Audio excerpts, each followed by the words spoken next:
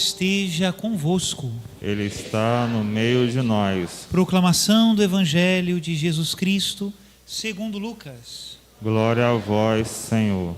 Naquele tempo, os pastores foram às pressas a Belém e encontraram Maria e José e o recém-nascido deitado na manjedoura. Tendo-o visto, contaram o que lhes fora dito sobre o menino. E todos os que ouviram os pastores ficaram maravilhados com aquilo que contavam. Quanto a Maria, guardava todos esses fatos e meditava sobre eles em seu coração. Os pastores voltaram glorificando e louvando a Deus por tudo o que tinham visto e ouvido, conforme lhes tinha sido dito. Quando se completaram os 8 dias para a circuncisão do menino, deram-lhe o nome de Jesus, como fora chamado pelo anjo antes de ser concebido. Palavra da salvação. Glória a vós, Senhor. Queridos irmãos e irmãs, hoje, primeiro dia do ano, e a liturgia da palavra, logo na primeira leitura, nos brinda com a bênção de Arão, a bênção que os sacerdotes do Antigo Testamento faziam sobre os filhos de Israel por mandato de Deus. O Senhor te abençoe e te guarde, faça brilhar sobre ti a sua face e se compadeça de ti, volte para ti o seu rosto e te dê a paz. É quase uma deixa da liturgia da nossa mãe igreja para dizer que nós estamos pedindo para esse novo ano que começa a bênção de Deus.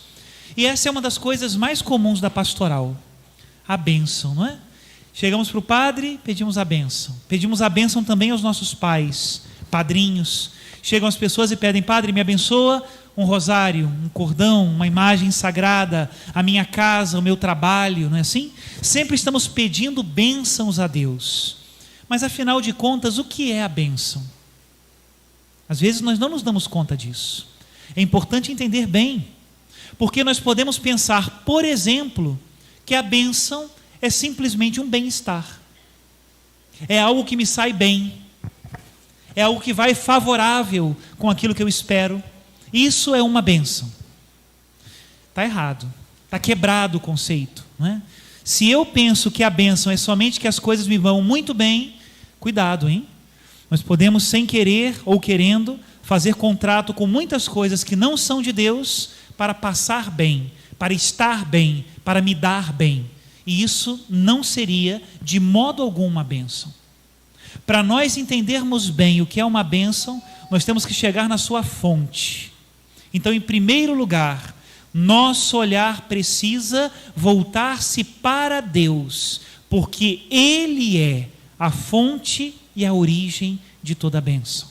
Só há verdadeira bênção quando nós estamos com o Senhor. E aí nós entendemos a vida dos santos, que nem sempre foi um mar de rosas, que nem sempre deu tudo certo, muito pelo contrário.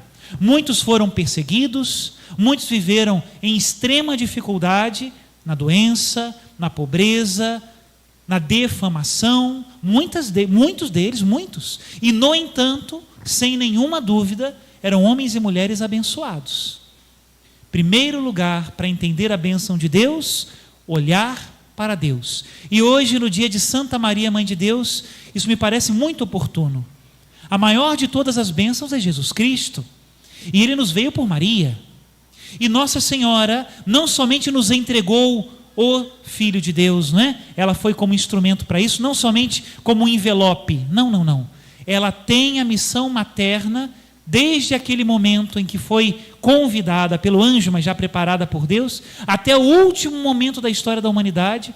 Ela também é aquela que nos entrega a bênção, que nos entrega a Cristo, a medianeira de todas as graças, não é? E é interessante quando nós analisamos as últimas aparições de Nossa Senhora. Podem escolher a que vocês quiserem: Fátima, Lourdes, La Salete e tantas outras.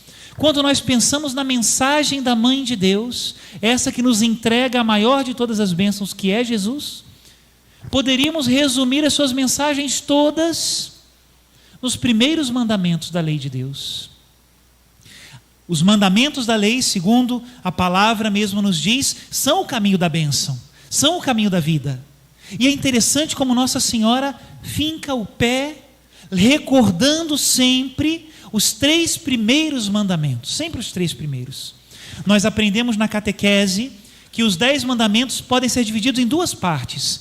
Tem mandamentos que se referem diretamente a Deus, e são os 3 primeiros, a primeira tábua, né? E tem mandamentos que se referem ao próximo, são os outros 7 mandamentos, né? A segunda tábua. E Nossa Senhora fala sempre da primeira. Nossa Senhora fala sempre dos 3 primeiros. Vamos recordar quais são, né? Primeiro mandamento: amar a Deus sobre todas as coisas. Segundo mandamento: não tomar o seu santo nome em... E o terceiro: guardar domingos e festas de guarda. Esses são os mandamentos que se referem a Deus. Se nós não os temos em grande conta, não somos abençoados. E se nós não os vivemos bem, os outros nós vamos tapear. Podemos até pousar de bons moços, boas moças, mas perdemos o fundamento, a essência. E no final acabamos atrás dos nossos próprios gostos e interesses. Essa é a verdade. Nós, meus irmãos e minhas irmãs, somos de uma sociedade filha do século XX. A grande maioria de nós que estamos aqui nascemos no século XX. E o que é o século XX? O século onde a filosofia dizia que Deus morreu. O século onde se dizia que para o homem ser verdadeiramente livre, ele teria que se libertar da religião. O século do relativismo. É isso. E por isso, herdeiros, nós também somos de um relativismo. Em relação ao amar a Deus sobre todas as coisas, tem tudo a ver com a bênção. Hoje nós vivemos uma cultura, e que triste, podemos ver isso na TV, na internet, nas músicas, na cultura. Vivemos uma cultura que quer a bênção, não interessa de onde ela vier. Deixamos o culto do Deus verdadeiro por vários tipos de superstição. E isso é pecado contra o primeiro mandamento? Não é indiferente para quem eu peço a bênção, desde que a bênção venha. Não. A verdadeira bênção só pode vir de Deus. E nós corremos o risco de deixar esse culto do Deus verdadeiro por superstições tolas. Quanta gente tropeçou nas 7 ondinhas ontem? Quanta gente que ficou procurando cor de roupa para conseguir dinheiro. Gente, se cor de roupa desse dinheiro, não tinha pobre nesse mundo. Vamos falar, né? Semente de uva, semente de lentilha, né? Só não cabe na carteira a semente da abacate, né? Porque se coubesse, a gente colocava também. Coisas pequenas, mas coisas sérias. Meus irmãos, a verdadeira bênção está com Deus. E se eu não estou com Deus, a pior maldição que pode haver na minha vida.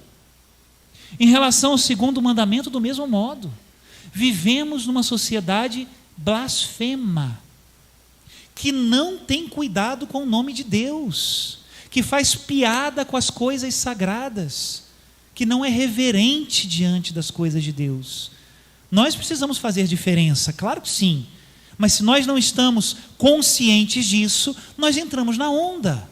Olhem as músicas que nós ouvimos, olha a cultura que está em volta. Cito só um exemplo, aquele carnaval antes da pandemia, que eu nem sei se era antes ou se era no meio da pandemia, aquele negócio, que botam na Marquês de Sapucaí uma pessoa vestida de Cristo, apanhando do demônio.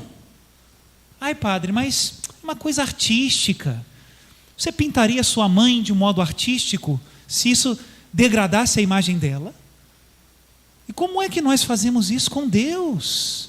Aqui nós devemos amar sobre todas as coisas. E isso vai entrando, talvez o mais adulto diga, bom, mas eu sei filtrar as coisas. E os seus filhos? E as crianças? O que nós estamos levando a elas? Se lembram do respeito que os seus avós, por exemplo, tinham das coisas sagradas? Do tanto que reverenciavam coisas tão simples, puras e santas, como uma oração, uma novena, um objeto. Onde está a nossa fé? Não tomar o nome santo de Deus em vão, porque devemos amá-lo e adorá-lo. Terceiro lugar, em relação à missa, né? guardar domingos e dias santos de guarda. Parece que o compromisso do santo sacrifício da Eucaristia, do culto a Deus, se tornou o compromisso mais desprezível da nossa agenda. Eu não falto um aniversário, mas eu falto a missa. Eu não falto um enterro, mas eu falto a missa. Eu não falto uma viagem, mas eu falto a missa. Parece que a missa está liberada para tudo, né? Ah, não, depois eu me confesso. Quando me confesso, né? Meus irmãos, se nós dizemos que amamos a Deus e queremos um 2023 abençoado, como é que nós vamos tê-lo abençoado? Se as coisas de Deus nós colocamos sempre na rebarba, no cantinho, no tempo que sobra. Outro dia eu escutava isso de um irmão sacerdote, né? Meu irmão, padre, não sobra tempo para oração. Pois é, enquanto a oração não for prioridade, for sobra, você não vai conseguir rezar nunca. Dar a Deus o seu lugar, e isso é bênção. Meus irmãos, bênção é estar com Deus. Se nós não estamos com Ele, todo o resto perde. Vou lembrar os outros mandamentos, hein? Honrar pai e mãe, não matar, guardar em pureza o próprio corpo e respeitar o corpo do outro, não é? Que isso é não pecar contra a castidade, não roubar, importante, não é? Não mentir, que é o mesmo que não levantar o falso testemunho, respeitar o matrimônio como algo sagrado. Esse é o espírito do 9º mandamento, não cobiçar a mulher do próximo, ou o homem da próxima, né? E não fazer da cobiça dos bens materiais a razão da nossa vida e das nossas preocupações. Viver para acumular não é ser discípulo de Cristo, não é. E todos esses mandamentos da 2ª tábua, se nós não temos um olho fixo, um olhar fixo em Jesus, perdem a sua essência. Outro dia eu conversava com uma pessoa, e posso dizer, porque é de longe, bem longe daqui, e a pessoa me dizia: padre, olha, estou passando por um momento de grande tribulação. Eu falei: o que houve, meu filho? Não, me convenceram, padre, me convenceram que eu tinha que colocar os meus pais numa casa de cuidados, que eu não podia cuidar deles. Eu cuido deles há anos, padre. Mas diziam que eu tinha que viver, que eu tinha que viajar, que eu tinha que aproveitar a vida, e eu fiz isso. Padre, estão sendo os piores 10 dias da minha vida. Falei: por quê, meu Deus? Como é que eu fico, padre? Como é que eu posso ficar longe deles? Será que estão cuidando bem deles, padre? Será que eles estão bem cuidados mesmo? Lá em casa eles estavam tão bem, gostavam de ficar, padre. Pois é. O que acontece? Acontece que às vezes a gente tem uma categoria de vida feliz bem diferente da realidade. Jesus nos ensinou que a alegria está em amar e dar a vida. E que quando nós cuidamos das pessoas que nós amamos, ali nós encontramos a felicidade. Agora, uma cultura que esquece da cruz e que não ama a cruz, é a cultura só do aproveitar. E aí, meus irmãos, vou dizer uma coisa para vocês, isso é o que diz a palavra em Eclesiastes: o olho não se cansa de ver, o ouvido não se cansa de ouvir, e a boca não se cansa de provar. Come o mundo inteiro e você não vai ficar saciado. Veja o mundo inteiro e você não vai estar saciado. Escute tudo, saiba tudo, leia todos os livros e jornais, e você não terá paz, porque só Deus nos dá a paz. E a paz está no amor e no cuidado. Dá trabalho, claro que sim, é dar a vida. Mas se nós não encontramos aí a razão da nossa existência, como discípulos daquele Cristo da cruz, discípulos de Jesus, nós ficaremos o mundo inteiro, além de estarmos vazios, ainda faremos vazias a vida de muitas outras pessoas. Por isso, irmãos, Nossa Senhora é sábia, né? A nossa mãe, né? Por isso nos recorda nas aparições sempre os 3 primeiros mandamentos, porque ela sabe que vivendo bem esses 3 primeiros, viveremos bem os outros. Termino agora com essa reflexão.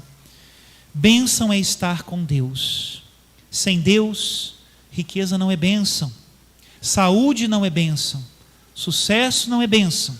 Sem Deus isso é maldição. Maldição de brigas, rixas, avareza, traições, luxúria, soberba, egoísmo, indiferença. Agora, com Deus é o contrário. Com Deus isso é bênção. Com Deus é bênção com ou sem dinheiro, com ou sem saúde, com ou sem sucesso, porque tudo concorre para o bem daqueles que amam a Deus. Se nós negligenciarmos essa meditação, meus irmãos e irmãs, das coisas espirituais, não encontraremos aqui o reino de Deus. Vamos achar que é um negócio só lá para frente. Depois que eu morrer, eu vou para o reino de Deus. Não! É para vivermos o reino aqui. E que maravilha ter um coração unido a Deus. Não negligenciemos as coisas espirituais, meus irmãos. E aí sim, teremos um 2023 cheio de bênção. Que o Senhor nos ajude. Louvado seja nosso Senhor Jesus Cristo. Para sempre seja louvado.